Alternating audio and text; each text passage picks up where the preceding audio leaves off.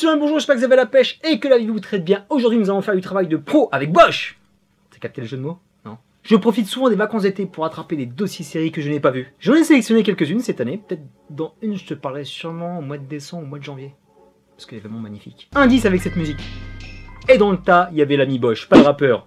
L'inspecteur de police de Los Angeles. Et c'est une série qui m'a vraiment jamais attiré. Je kiffe l'acteur, Titus Welliver. J'étais pas attiré par le poster, j'ai jamais regardé un teaser. Certaines personnes ont parlé, je pense que c'était vraiment les sériephiles à fond. Et de l'autre côté, c'était vraiment pas une série phénomène. J'avais très peur parce que je suis traumatisé par ce genre de série, genre NCIS. Et c'était là, présent devant mes yeux, sur Prime Video, qui mettait ce contenu un peu plus en avant que certains autres. Parce que t'es en train de fouiller sur Prime Video, je trouve des trucs de fou. Par exemple, il y a toutes les saisons d'Animal Kingdom, ils en parlent jamais. Mais le Bosch, ils ont confiance, tu vois. Parce que c'est un de leurs produits. C'est une série qui date de 2014, ça a quand même 7 saisons, donc c'est quelque chose qui fonctionne, du moins aux États-Unis, plus qu'ici. Et je me suis dit, c'est le moment ou jamais, laisse une chance au produit. Et l'introduction m'a frappé en pleine face, tout était là pour kiffer. Je savais que j'avais passé un fort bon moment. Fallait rattraper le bordel. Et honnêtement, j'ai pas tout fini, il me reste la 7ème et dernière saison, j'ai vu 6 saisons. Et je peux me permettre de t'en parler en bien. Bosch est un drama policier écrit par le célèbre auteur Michael Connelly. C'est le personnage central d'un de ses polars, inspecteur de la police de Los Angeles, LAPD. Los Angeles Police Department, pour être précis. Et le mec a un sacré background, ancien militaire, il a une enfance tragique avec une mère prostituée qui a été assassinée. Le mec va jusqu'au bout de ses enquêtes, il rentre dans l'art, un fin limier pour dénouer des affaires les plus tortueuses, fin psychologue aussi.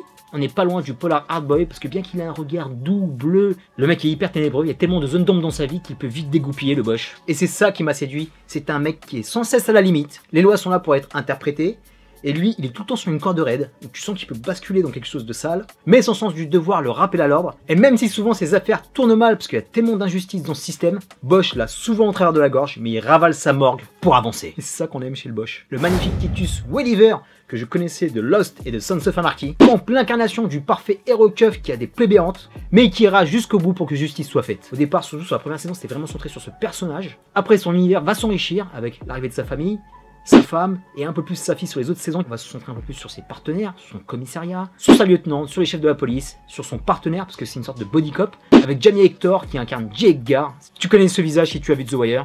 Beaucoup de similitudes aussi avec The Wire, tu retrouves certains tics, parce qu'il y a beaucoup de personnes qui ont bossé sur The Wire, qui sont là sur Bosch. Et un autre, un des plus grands acteurs de série, un des plus grands acteurs tout court, Lance Reddick, qui est un petit peu en arrière-plan au départ, après qu'il devient le chef de la police, qui devient un des personnages principaux, et dès que Lance débarque, c'est de la magie pure mon pote.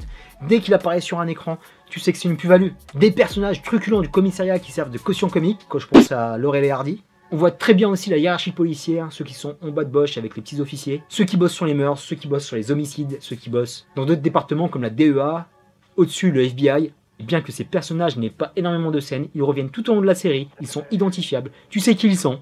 Et ça aussi c'est bien vu. Et j'apprécie énormément la richesse de toutes les enquêtes, avec toujours ce fil rouge du passé de Bosch qui ressurgit, avec la mort de sa mère qui n'a jamais été élucidée. Et il y a de tout, la traque d'un serial killer, les policiers corrompus, des braquages, une superbe affaire avec des ex-militaires, du cold case, de la femme fatale, infiltration dans un cartel de drogue, c'est complet le bordel. C'est super riche, il y a plusieurs affaires qui se superposent, il y a beaucoup d'enquêtes qui touchent personnellement les policiers, et pas que Bosch. Il y a aussi l'intérieur de leur vie, avec leur vie de famille, et c'est hyper bien équilibré. Ce n'est pas la gloire de la police, ce n'est pas un fuck de la police, c'est comme je te le dis d'habitude, cette fameuse zone grise qui représente nos vies de tous les jours.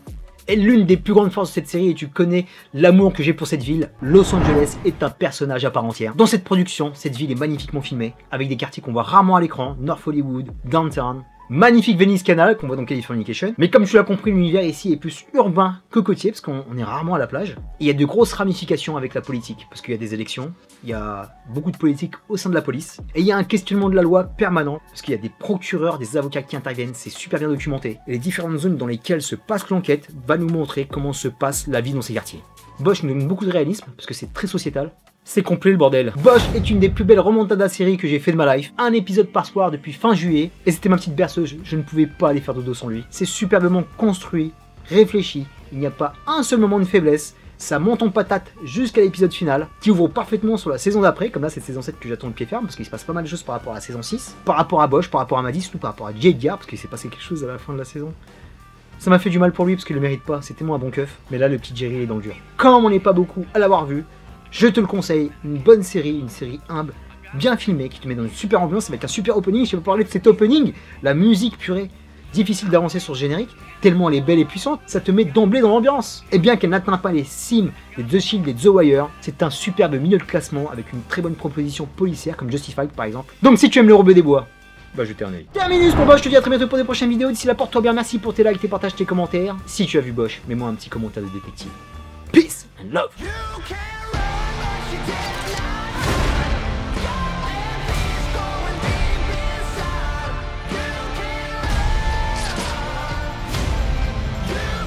Can I ask you a question? You said there had to be a better world somewhere. Still believe in a better world? You can't run, but you dare not.